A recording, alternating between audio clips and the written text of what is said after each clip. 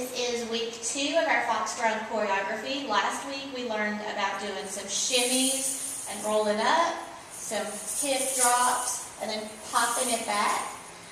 This week what we're going to be adding on is, first of all, a traveling step that's going to take us forward and back, and that's called the Turkish step push. And what I want you to do is think about your hips first. In this Turkish movement, there's a lot of hip rotation, like that as you walk. So just think about turning a hip, turning the other hip. They're going to be alternating. Think about that movement.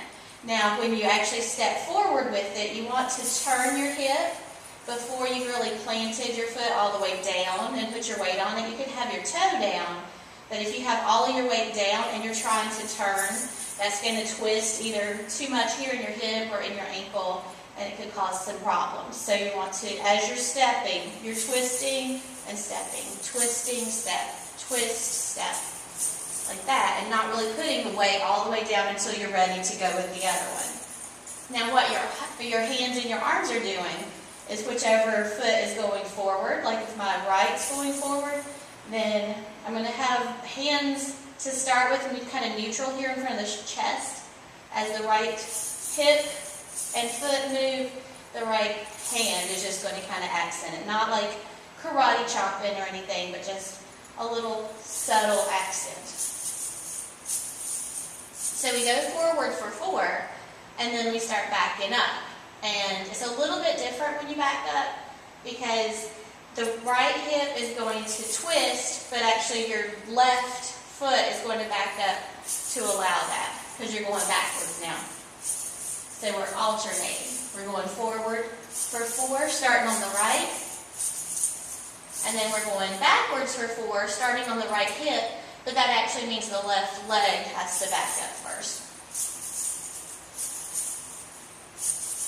Okay, so after we've done our Turkish step push forward and back, then the next thing we're going to do is a chest circle. And I'd like for our hands to be right here, just kind of over the hip bones, to give you kind of some support on that, because if you have your hands out here, they tend to fly around everywhere, and if we're not all looking consistent, it would be better just to have them right here where they're all going to be in the same place. So this is going to be a chest circle that is, first of all, counterclockwise, so right, up, left, down, for 3. And then we're going to accent it with a little lift, drop, lift. And then we're going to immediately change the chest circle to be clockwise, so left, up, right, down for 3. And then also accent it with a lift, drop, lift. So that it would look like this. We got 1, 2, 3, and then lift, drop, lift. 1, 2, 3, lift, drop, lift. And that's where we're going to leave it for this week, added on to what we learned last week. Let's see what it looks like to the music.